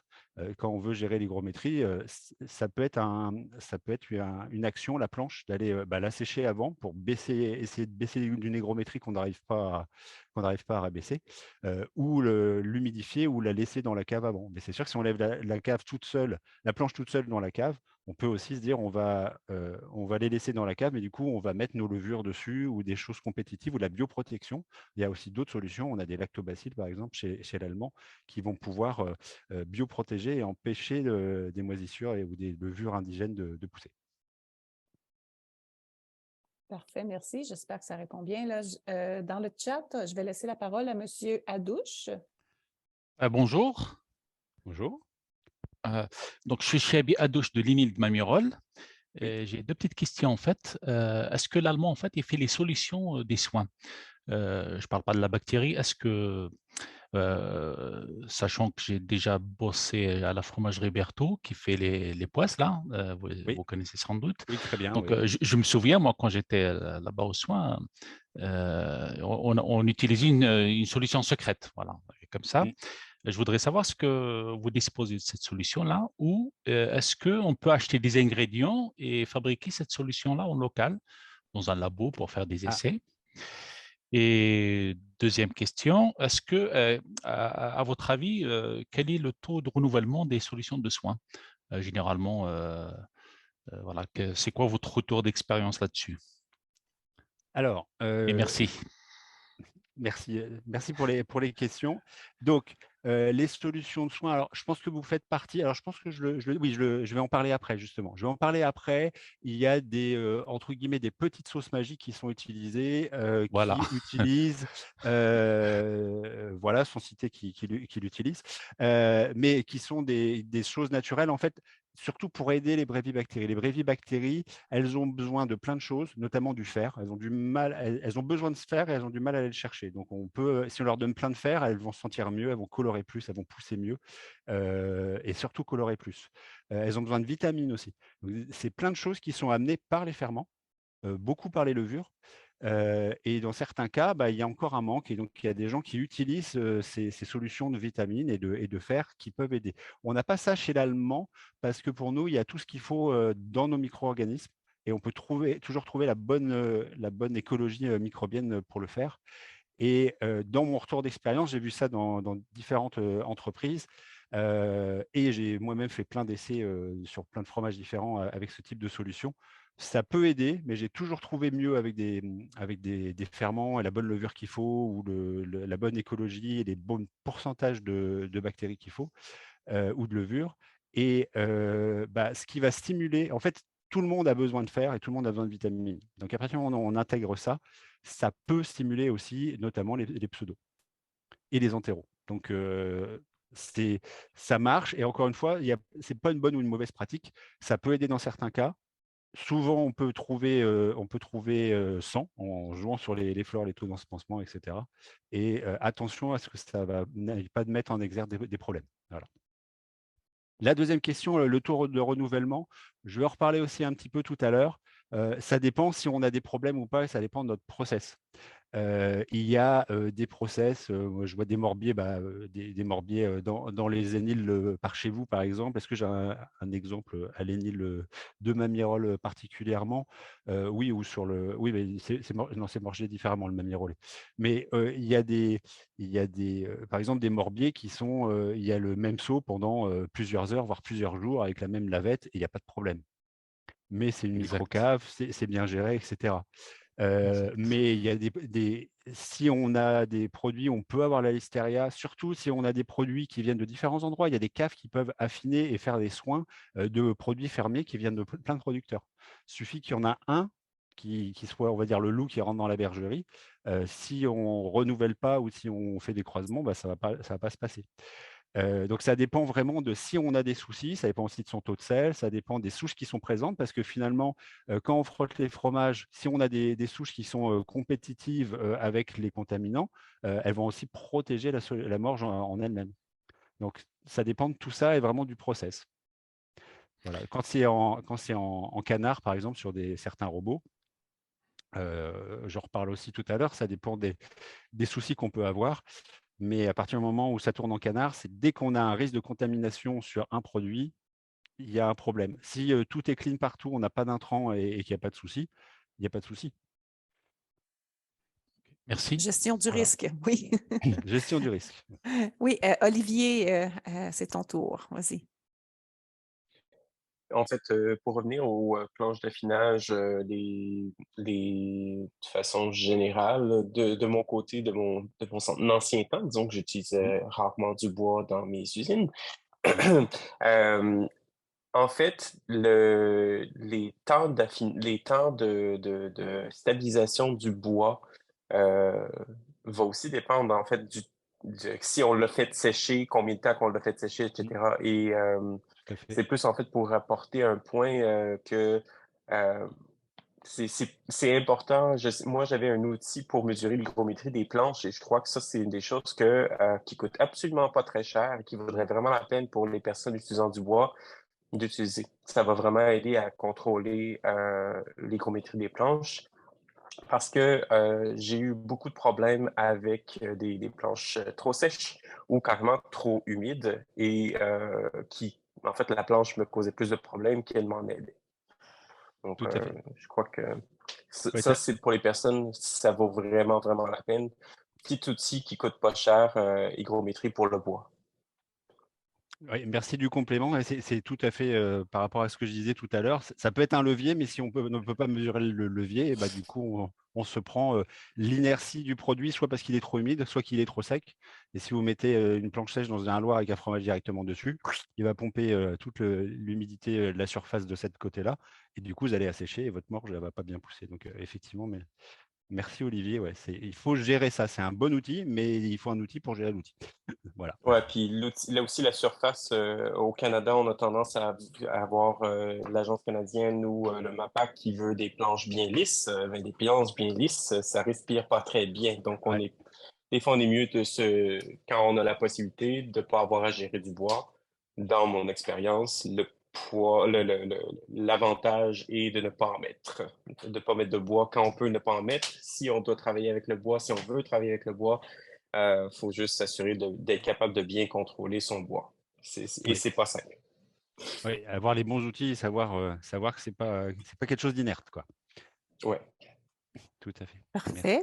Merci beaucoup. Moi, j'ai peut-être une petite question parce que vu, tu as glissé le mot bioprotecteur dans ta partie Oui. 2. Tu as mentionné un élément lactobacille sur les planches, mais c'est de plus en plus à la mode les bioprotecteurs dans le fromage pour éviter d'utiliser des produits qui ne sont pas naturels. J'aimerais ça peut-être que tu mentionnes quelques mots à ce sujet-là parce que des fois, il y a des bioprotecteurs qui peuvent nuire aussi à nos fleurs d'affinage. Donc, Tout j'aimerais à fait. ça que tu en parles un petit peu. Tout à fait. Alors, je vais reglisser 2 mots pendant ma présentation, mais sans plus, donc je peux aller un petit peu plus là. En fonction de ce qu'on peut aller voir, on peut avoir différents bioprotecteurs. Bioprotecteur, c'est vraiment quelque chose de vivant et qui va protéger contre quelque chose d'autre de vivant. C'est quelque chose qui arrive de plus en plus sur le marché. L'allemand est bien sûr là. Vous allez le voir, je vais les nommer. On est à la pointe sur plein de nouveaux produits qu'on sort et qu'on vient de sortir ou qu'on en est en train de sortir. Donc, on a par exemple un produit contre la listeria, enfin, pour contrôler la listeria. Et tout ça, il y a de la compétition, il y a plein de choses possibles. Souvent, c'est basé sur la compétition ou sur la production de petits composés qui vont empêcher ou tuer des flores d'altération ou pathogènes de mourir.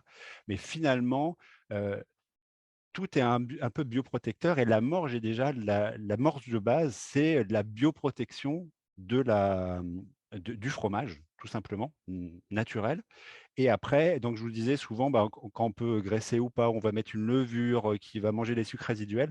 Et mettre une levure, par exemple, mettre une DH rapide qui va pousser rapidement, manger les sucres résiduels et empêcher du bleu de pousser, c'est de la bioprotection finalement. Nous, il fait partie de notre gamme d'affinage, mais une DH, c'est de la bioprotection finalement. Un géo aussi. Vous faites une pâte molle croûte lavée avec un géo, avec quelque chose de très simple. Si votre géo il pousse pas, et au bout de 3 jours, votre levure et votre géo elle n'a pas poussé, vous allez avoir des soucis et vous allez avoir des moisissures qui vont pousser. Ou d'autres levures et des choses particulières avec des goûts, des couleurs qui seront vraiment différentes. Et on a aussi des nouveaux outils, comme celui que je vais citer tout à l'heure pour le contrôle des moisissures avec des lactobacilles.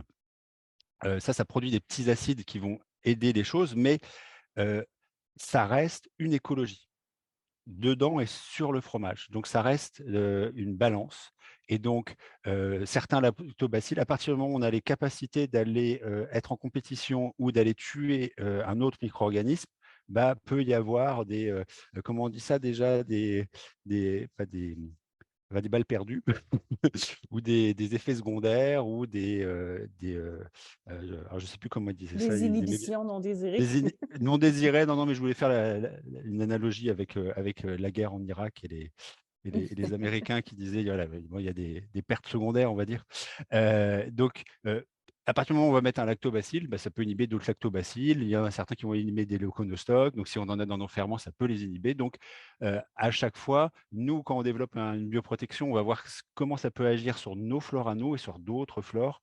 Et de toute façon, il faut tester. Et la première chose qu'on teste en bioprotection, c'est qu'est-ce que ça fait quand il n'y a pas de problème en mettant notre ferment? Est-ce que ça change la technologie? Est-ce qu'il y a la post-acidification? Est-ce que ça va changer la couleur, le goût, tout l'organoleptique?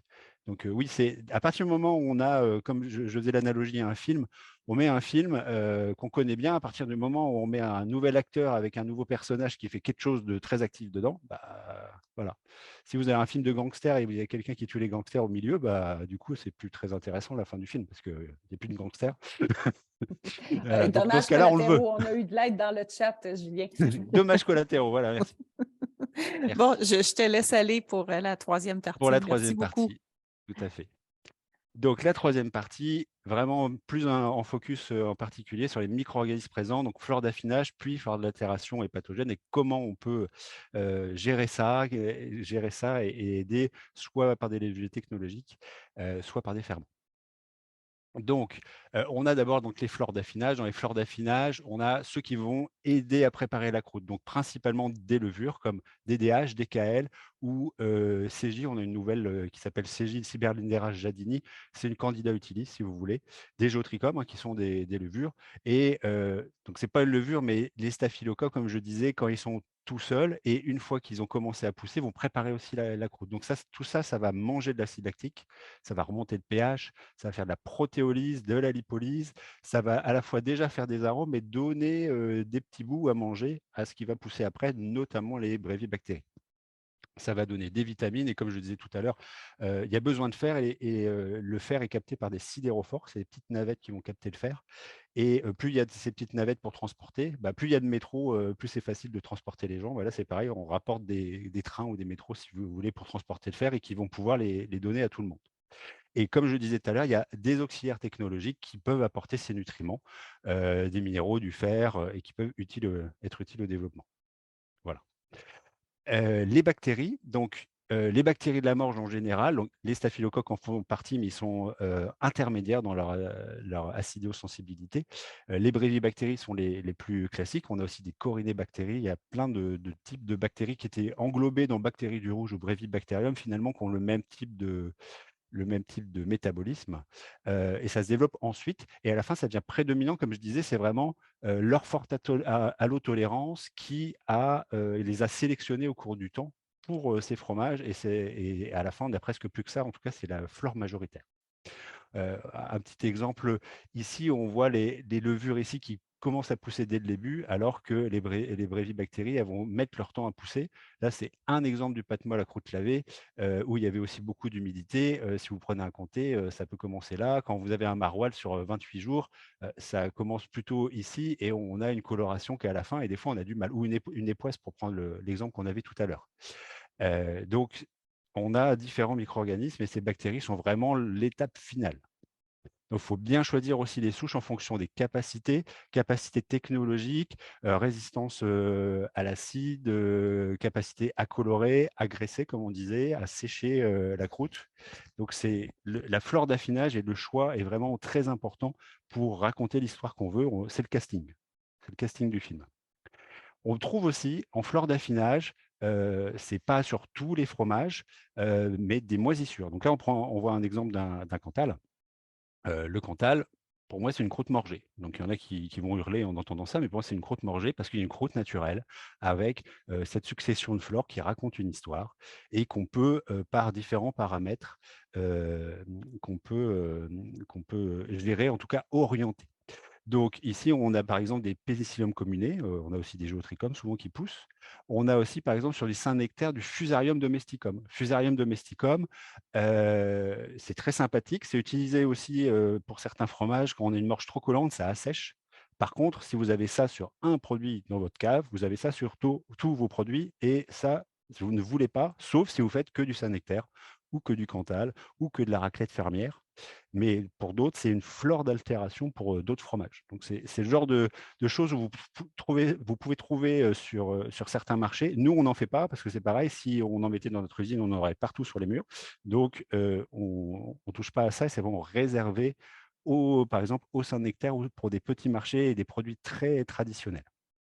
Voilà. Mais si on aime à la fois le goût, etc., et qu'on n'a qu'un seul type de fromage, c'est quelque chose sur lequel on peut aller. Donc, pour faire la transition, justement, ça peut être une flore d'altération. Et dans les flores d'altération hépatogènes, on en a différentes. Une des premières qui nous embête beaucoup, ce sont les bactéries à gram négatif en général, plus particulièrement les Enterobacteriaceae, dont Escherichia coli. Alors, comment ça va se développer et les problèmes qu'on peut avoir avec, ça va dépendre de la technologie. Par exemple, entre une pâte pressée non cuite et une pâte pressée cuite, il peut y avoir 100 à 1000 fois plus sur une pâte pressée non cuite parce que ça va être plus humide et il va y avoir plus de choses à manger dessus. Sur une pâte molle, c'est encore pire. Sur une pâte molle, comme il y a une croissance surtout sur les morges humides et à pH élevé, et ben, sur une pâte molle, ça va aller à peu près au début de vie, et dès que le pH commence à monter à la fin, ça explose complètement. Donc ça, c'est vraiment une problématique particulière. Alors que sur certaines PPNC, on peut avoir des coliformes, on peut même avoir des listeria des fois en début de vie, des staphylocoques. Et en fait, plus le fromage va être affiné, plus il va s'assécher, plus les conditions vont être différentes. Et finalement, ces bactéries peuvent même disparaître du fromage. Et c'est des choses attendues parfois pour libérer les produits. Alors que sur une pâte molle, il y aura toujours de l'humidité. Et donc, le problème ne va faire que s'amplifier. Alors, d'où ça vient? Donc, pour les coliformes en général, c'est souvent un problème d'hygiène dans l'usine, et donc il faut aller vérifier l'hygiène, le lavage des mains, les pédiluves, si on a. C'est tout ce qui peut venir de l'extérieur et tout ce qui peut avoir contact avec de la matière fécale en général. Donc, il faut vraiment bien faire attention aux vestiaires, etc. Et que les gens se lavent les mains. Et souvent, c'est presque facile de retrouver la cause. Pour les steaks, donc ça, c'est les coliformes Escherichia coli qui vont faire des chigatoxines, donc celles qui sont qui sont hémolytiques et qui sont très dangereuses pour la santé. Elles vont pas venir des mains des gens parce que sinon les gens ils seraient malades et donc ils seraient pas en train de travailler, ils seraient au fond de leur lit. Donc c'est plutôt l'hygiène de la traite Et donc, c'est plutôt avec les producteurs de lait qu'il faut travailler quand on a des problèmes de steak. Savoir d'où vient leur steak et qu'est-ce qu'ils ont une vache contaminée, est-ce qu'ils lavent bien les mamelles, s'ils lavent les mamelles, ou s'ils lavent trop les mamelles. C'est vraiment quelque chose à voir avec les producteurs. Et encore une fois, il n'y a pas de bonne ou de mauvaise pratique, il faut trouver la pratique adaptée en fonction du problème. Je parlais de listeria, j'y reviens. Donc la listeria, pour beaucoup, c'est le problème des laits crus, mais on va voir que ce n'est pas que ça. Donc oui, effectivement, la listeria vient souvent de l'ensilage. Elle vient aussi de l'herbe, elle vient de l'alimentation des vaches. Ça se retrouve à contaminer le pied de la vache et par-delà, ça contamine le lait. Mais il n'y a pas que les laits crus, parce qu'en fait, je parlais de loup dans la bergerie tout à l'heure, on a des ensemencements croisés dans l'atelier. On peut avoir un atelier pasteurisé, super clean, super propre, et parce que il y a quelqu'un qui est venu d'extérieur pour faire de maintenance sur quelque chose, qui s'est mangé un sandwich au saumon avant et qu'on avait plein les mains et qui a touché la mauvaise pièce au mauvais endroit, et ben, il vous a rapporté la listeria dans votre atelier. Et pour peu qu'elle ait de quoi pousser, et ben, vous allez aller vraiment sur des problèmes. Et les ensemencements croisés peuvent se faire par le matériel. On va revenir la plupart du temps, lors de l'altération pathogène, il y a souvent des croisements avec le matériel. Et comme on disait tout à l'heure, l'ensemencement vieille pile. À partir du moment où vous allez prendre une vieille morche sur un vieux fromage et vous allez mettre sur un nouveau fromage, s'il y a les listeria sur les vieux fromages, vous allez en mettre sur les nouveaux. Donc ça, c'est là que quand vous n'avez pas d'autre solution de faire de la vieille pile, il va falloir trouver vraiment les bons fromages, sélectionner, mettre de côté, changer, si vous avez plusieurs alloirs ou si vous pouvez sectoriser les choses, essayer de faire en sorte de vous en sortir. Dans ces cas-là, c'est vraiment pas facile. Et on peut aussi rajeunir la morge des vieilles piles, parce que si on voit que la listeria elle pousse dans le temps, on va essayer de rajeunir la morge pour en ensemencer de moins en moins. Et on va utiliser d'autres choses, dont la bioprotection, je vais y revenir après. Alors, si on peut, on évite l'ensemencement vieille pile, et des fois, on repart à zéro. Des fois, on peut se dire, pendant un mois, je fais un vide sanitaire et je vais repartir avec des ferments du commerce. Et ça va me coûter de l'argent au début, mais pour revenir sur la vieille pile après. Mais c'est sûr que si on a la chance de pouvoir avoir une morge qui pousse très bien avec des ferments commerciaux et repartir à zéro tous les jours, ça limite quand même les soucis. Donc, utiliser des morges neuves avec des ferments commerciaux, c'est toujours plus pratique pour régler ces problèmes-là, au moins le temps de les régler. En cas d'utilisation de sérum, on en reparlera aussi un tout petit peu après, on peut utiliser des sérums pour réguler le pH, pour abaisser le pH pour différentes raisons. Abaisser le pH de la morge, au début, ça peut permettre de déminéraliser un petit peu les croûtes et aider la remontée de pH. Ça permet aussi de lutter contre certaines moisissures. Et donc, plutôt que d'aller acheter de l'acide lactique, on en produit à la maison, autant prendre du sérum. Mais le sérum, il peut ramener des soucis, notamment des listeria. Donc, dans ce cas-là, il faut le pasteuriser, le sérum, pour l'utiliser après. Et on a la chance chez l'Allemand d'avoir notre nouveau produit, le Lalcul Protect LC1, qui contrôle de la listeria, qui est une solution brevetée uniquement commercialisée par l'Allemand et qui a été faite pour le contrôle de la listeria monocytogenes. Et ça a été breveté parce que ça surpasse tout ce qu'on a connu jusqu'à maintenant de lutte contre la listeria.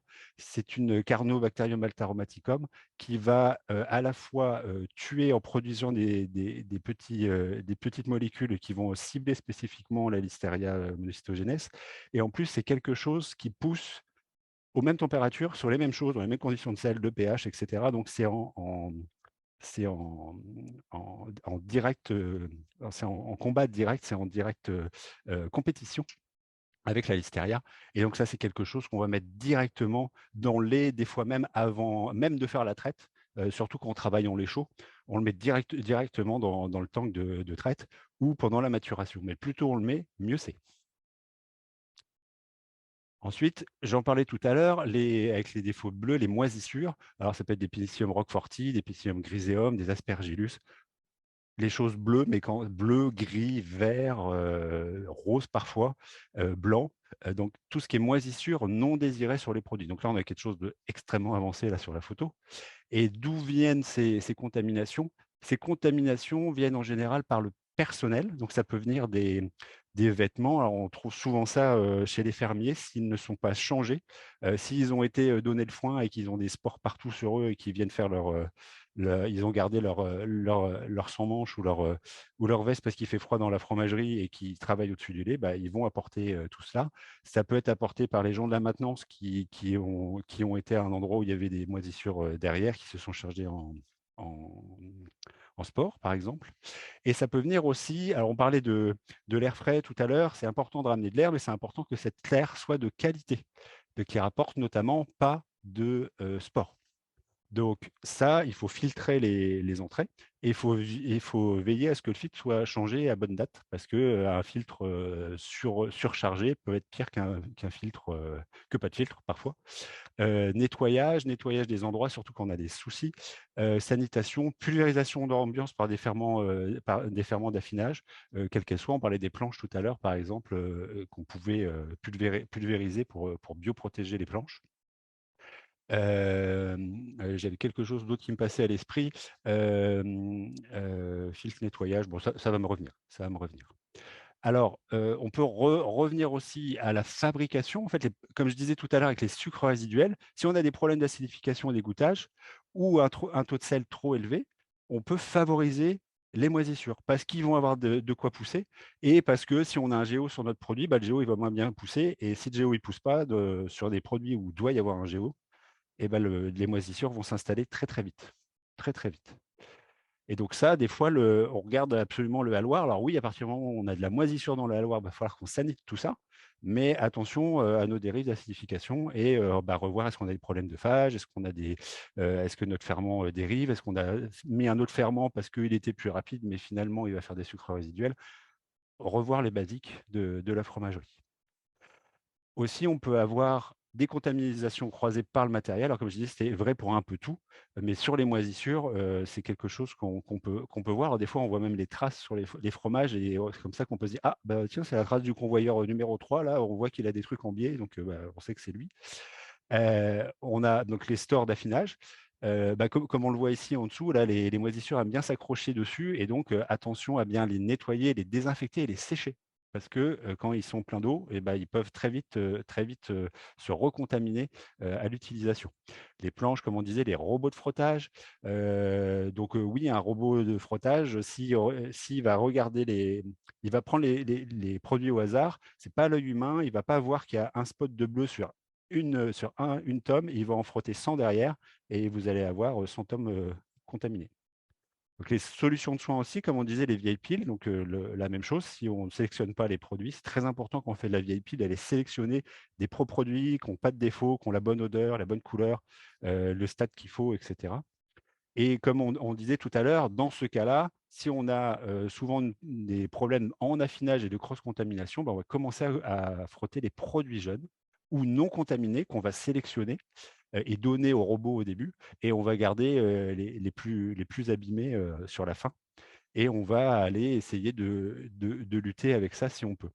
On utilise des morges neuves quand on peut, ou alors on change régulièrement. Donc, quand je reviens à la question de tout à l'heure, c'est s'il y a un risque, on a une grande cave et le robot, on essaie de limiter le volume mort et on va lui changer, par exemple, toutes les 2 heures. Et ce sera toujours les mêmes produits qui seront frottés dans cette séquence-là. Et donc, si on a un souci, il va être cantonné à un endroit de la cave, par exemple. Comme je disais aussi, la bioprotection, KLDH, GCA, ce sont des fleurs d'affinage, mais qui sont aussi bioprotection parce qu'ils vont manger les sucres résiduels, ils vont prendre la place et ils vont être en compétition avec tout ça. Le GCA, en plus, il va en plus assécher et les moisissures n'aiment pas trop quand c'est trop sec. Ils n'aiment pas quand c'est trop humide, mais ils n'aiment pas quand c'est trop sec non plus. Comme je disais tout à l'heure, la solution de soin peut être aussi pas assez acide. Il y a certaines moisissures, il ne faut pas grand-chose pour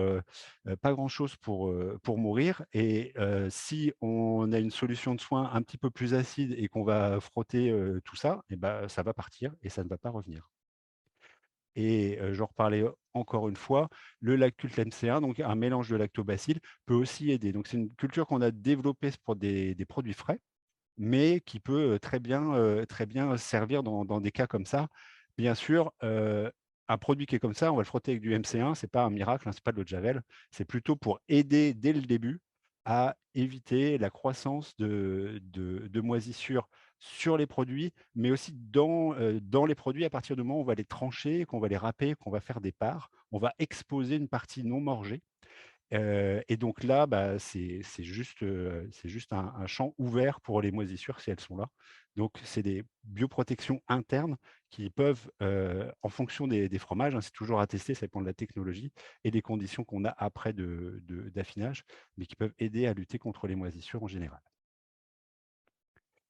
Et alors, c'est bientôt fini.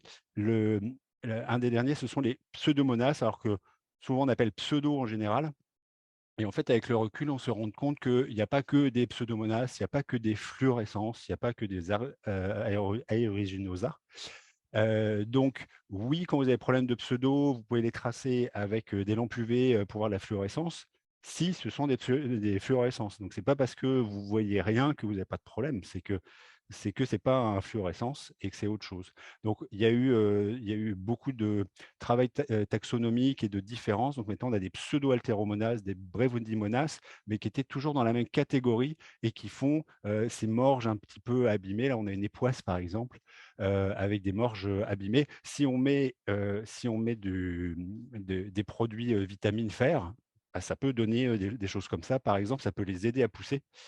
C'est comme si on met une température un peu trop élevée, bah, les brévis vont pousser plus, mais les pseudos encore plus, parce que les pseudos, ils ont déjà commencé à pousser à basse température, et plus on augmente la température, plus ils vont pousser vite, et ils vont prendre le pas sur des brévis. Donc c'est un levier aussi qu'on peut avoir de trouver le bon équilibre. Des fois, bah, par exemple, on est à 12 degrés, on a ce problème-là, bah, on va descendre à 11,5, 11, 10,5 pour essayer de voir à quel moment notre brévis peut être compétitive, notre staff peut être compétitif pour aller prendre la place sur la morge. Donc, ces pseudos, ils viennent d'où? En général, ils viennent d'eau stagnante. Ça adore l'eau et ça a besoin de très peu de choses pour pousser.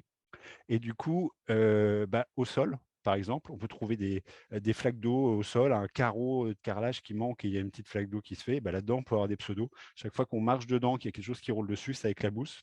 Ça va sur un fromage qui coule sur un autre, qui touche un store, qui va être resservir après, et tac, tac, tac, tac, on va tout contaminer derrière.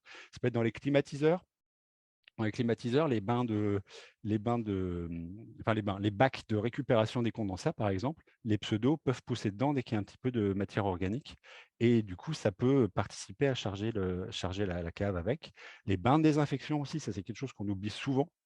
Un bain de désinfection, c'est un bain de désinfection à partir du moment où il est propre, on met de l'eau dedans et du désinfectant. Mais les désinfectants en général, et c'est pareil pour la plupart des molécules de bioprotection, c'est une fois que ça a trouvé sa cible, c'est inactif. Donc si vous avez plein de matière organique ou que ça a servi toute la journée, et ben, ça ne devient plus un bain de désinfection, ça devient quelque chose qui est de l'eau chargée en molécules organiques sans plus aucun pouvoir désinfectant. Ça s'appelle un bouillon de culture. Et donc, on peut, en croyant désinfecter notre louche, notre ustensile, notre sonde de thermomètre, on peut contaminer les fromages par là. Donc, attention à l'eau stagnante et pas toujours se dire le désinfection, c'est quelque chose de magique qui va durer dans le temps.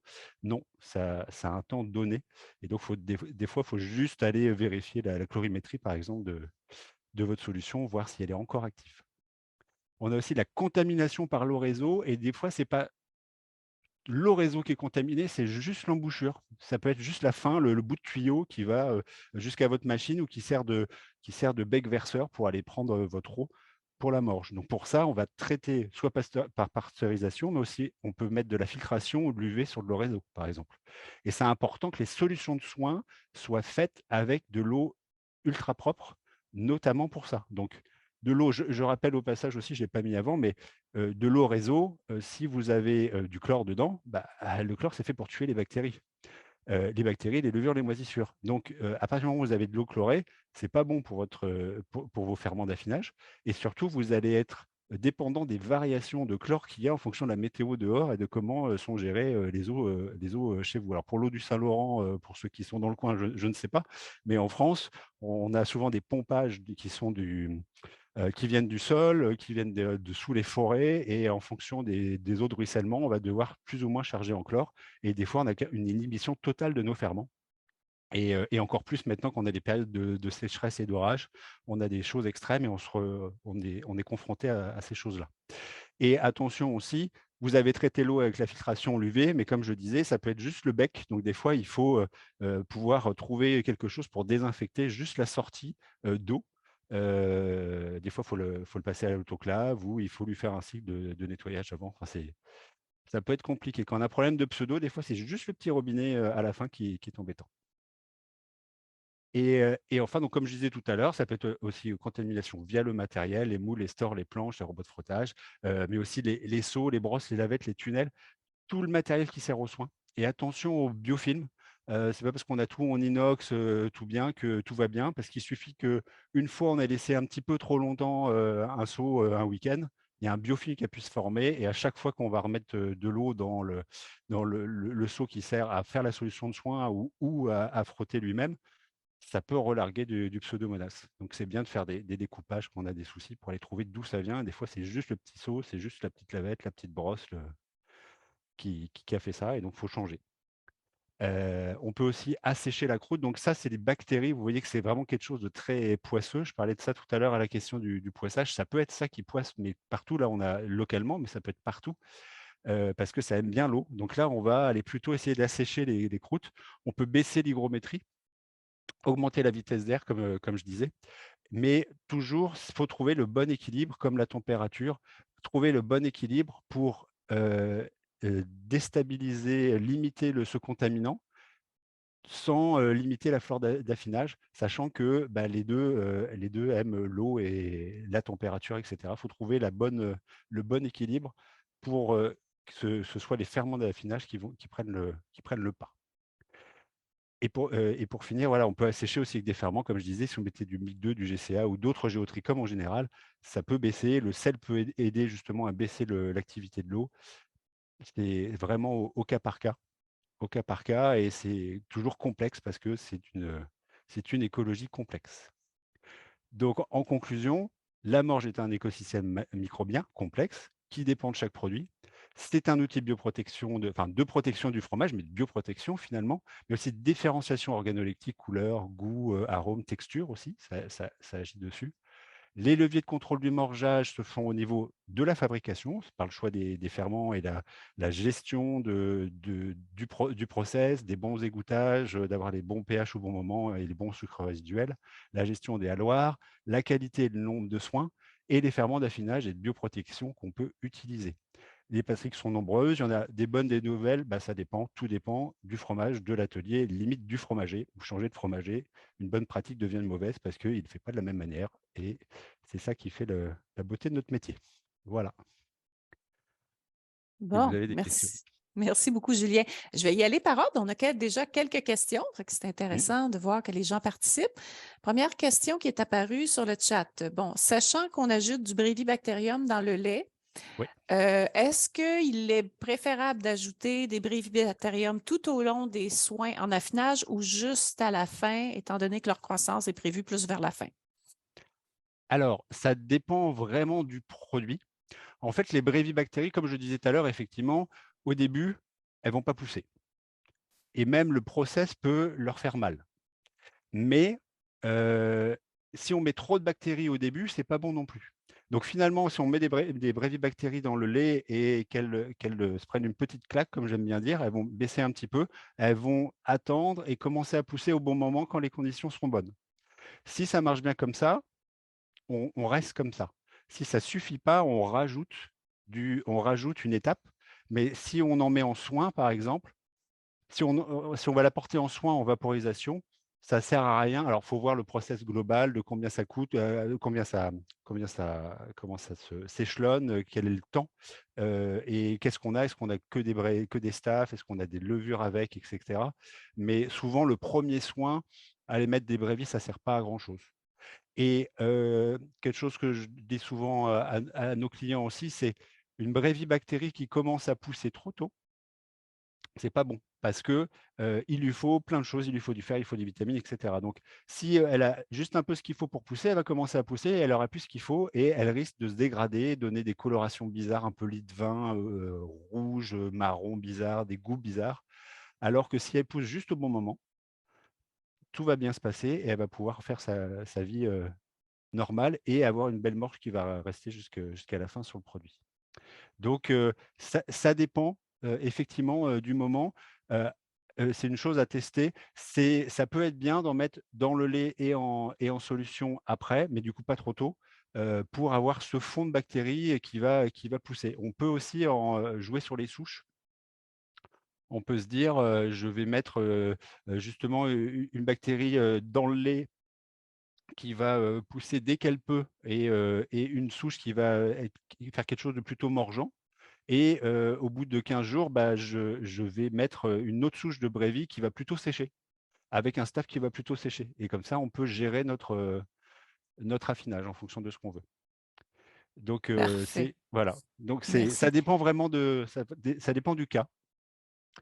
Bon, Et notre métier, c'est ça, dans le support technique, c'est ça aussi, c'est de justement, en fonction du cas, essayer de trouver la meilleure chose et en collaboration avec les clients et avec les fromagers et les centres d'expertise quand ils sont impliqués. parfait, merci beaucoup.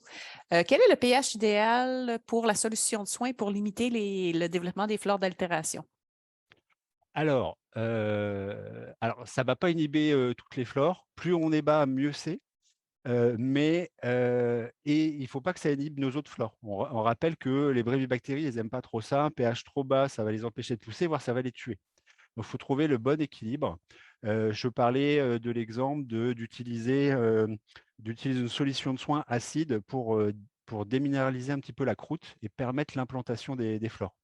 Parce que plus on va déminéraliser la croûte, plus le pH va remonter vite après et mieux les fleurs vont s'installer. Et donc, dans ces cas-là, souvent le mieux, alors ça c'est valable que pour le premier soin, parce qu'après il est trop tard, il y a une morge où on va plus pouvoir aller tirer les minéraux. On prend le pH du fromage d'émoulage ou 0,1 de pH en dessous, par exemple. Donc, il n'y a pas de pH idéal, ça dépend du fromage et de son pH d'émoulage ou du pH au moment où on va mettre le pH de croûte et non pas du fromage global, dans ce cas-là, quand on va mettre le premier soin. Et donc, et plus on descend, mieux c'est, mais il faut savoir que si on descend en dessous de 5, de toute façon, ça ne va pas être bon pour les brévis. Donc, ça dépend vraiment. C'est bon. Là, je vais passer au chat parce que j'essaie de suivre l'ordre d'apparition des questions. Là. Ça serait au tour d'Olivier. Oui, tu es en mute, Olivier, si tu parlais. Non, j'essaie de trouver le bouton pour remettre le on. Commentaire en fait sur les pseudomonas qui est important. Des fois, on a tendance à la tuyauterie, en fait, surtout quand c'est des fromageries, des PME dans mon passé, et la conception de la tuyauterie. Plus on est loin, plus on a tendance, et souvent on rajoute des lignes, on rajoute des trucs, des fois il y a des points morts et c'est souvent là l'eau stagnante, la pire, quoi.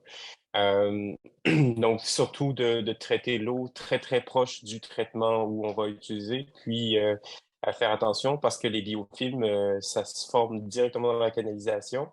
Donc, quand on a la possibilité de concevoir quelque chose qu'on peut faire un traitement choc dans la canalisation en passant un désinfectant quelconque, un biocide, c'est bien, mais il faut savoir où le passer aussi. Et si jamais le monde sont intéressés, il y a des qui veulent vraiment faire attention à leur qualité d'eau. Il y a des sondes pour détecter les biofilms d'une entreprise italienne qui s'appelle Alvim. Et lorsqu'on a des risques de pseudomonas, surtout quand on a des puits, quand on a des trucs où on a une eau qui est très minérale, très ferreuse ou des trucs comme ça, on a tendance à souvent encrasser notre tuyauterie. C'est l'endroit où les pseudos et compagnie par la suite qui fonctionnent. Voilà. Oui, ils ont les kits pour détecter et des kits d'enzymes après qui vont permettre Non, c'est une sonde. Ouais. C'est carrément une sonde. Ah, eux, c'est que la sonde, d'accord. Mais après, il y a des kits qui Ouais. existent pour aller enzymatiques qui vont décoller les biofilms. Et des fois, il y a pas mieux que de changer la tuyauterie une fois qu'on l'a localisée et la raccourcir au maximum, comme tu disais. Oui. Voilà. Je vais prendre une dernière question parce qu'il est déjà 12h04 qui était sur le chat. Bon, donc, au sujet de l'eau à choisir pour la solution de soins, Oui. La dame en déduit que ce serait de l'eau distillée qui serait conseillée, par exemple. Oui, c'est possible. L'eau distillée, c'est possible. De l'eau, déjà pasteurisée, hein, par évaporation, alors pasteurisée ou bouillie dans les petits ateliers, par exemple, parce que ça va évaporer du chlore, notamment. Mais effectivement, si on peut avoir de l'eau distillée, c'est très bien. Ou de l'eau osmosée ou des choses comme ça. Bien, je pourrais prendre la dernière question, mais vraiment rapidement, parce qu'on ne veut pas perdre tous nos auditeurs. Et puis, Bien sûr. donc, monsieur Adouche, si vous voulez y aller. Oui, rapidement. Dans un process croûte mixte, Ouais. généralement, on fait, enfin, dans une autre vie, on fait une pulvérisation à J+1. Donc, après le Oui. salage, on fait une pulvérisation. Mmh. Sachant que c'est vraiment un brouillard, en fait. Hein, Mmh. ça s'implante, oui, mais bon. C'est quoi votre préconisation? On fait à J+1, donc Après juste essuyage, après le oui. salage ou le Ouais. lendemain, après essuyage, pardon, ou le Ouais. lendemain. Et c'est des solutions légèrement un peu salées. Quel serait voilà, l'idéal en taux de sel, s'il vous plaît? Et Alors, d'avance, merci. d'accord. Alors, pour ces solutions vraiment qui sont après essuyage, le plus vite on peut mettre, mieux c'est, par rapport à l'implantation des levures. C'est surtout des levures qu'on va implanter à ce moment-là. Et si on peut les mettre dans le lait, c'est encore mieux. Et des fois, on met les deux, c'est encore mieux pour être sûr qu'elles soient là et bioprotéger le plus vite possible. Le taux de sel, dans ces solutions-là, il faut qu'il soit, je dirais, le moins élevé possible, parce qu'il y a déjà plein de sel sur le fromage, mais pas trop bas, parce qu'il faut que les flores soient déjà habituées à avoir le sel qu'ils vont trouver sur le fromage. Donc, 1 à 3 de sel dans ces solutions, ça va. Enfin, 0,9 à 1 c'est bien. Solution physiologique là-dessus, c'est très bien. Elles sont en état et on va pouvoir les mettre sur un milieu salé sans qu'elles explosent d'un seul coup. Mais il ne faut pas rapporter encore du sel. Par contre, dès que les levures auront poussé au bout de 3, 4, 5, 6, 7 jours, ça dépend du process, là, on peut monter en sel. On va monter à 3 Dès que, par exemple, si le géo a assez poussé, on va monter à 3 mini, 3, 6 et en fonction, on peut monter encore au-dessus. Mais entre 3 et 6 souvent, ça suffit. Surtout si on va frotter plein de fromages, en fait, la solution va se charger en sel automatiquement toute seule quand on a la même solution. Si on a le même seau ou si on est dans un bac, ça va se charger automatiquement tout seul. Bon, merci Merci. beaucoup, Julien. Oui, Voilà. merci. Donc là, on ne prend plus de questions, mais ça tombe bien, il n'y en a plus. Donc, j'en profite pour remercier beaucoup Julien et François de leur présentation. C'était intéressant parce qu'il y a eu beaucoup d'interventions, donc c'est parfait. Et puis, Merci. est-ce que, Julien, tu pourrais passer? Oui, c'est ça, Ah. nos prochaines causeries. Au mois de mars, nous avons une causerie qui va être donnée par Qualtech au sujet de la polyvalence des équipements fromagers, avantages et inconvénients. Et puis, au mois d'avril, nous aurons justement une causerie sur les biofilms qui va rejoindre un petit peu notre sujet de ce matin par l'Université Laval, Julie Jean et Méry-Lie Gagnon qui vont nous parler des biofilms. Donc, je vous remercie à tous de vos interventions et de votre participation active. Et je remercie encore une fois nos conseillers, pas nos conseillers, pardon, mais nos conférenciers, je voulais dire, de leur belle prestation qu'on a eue ce matin. Merci.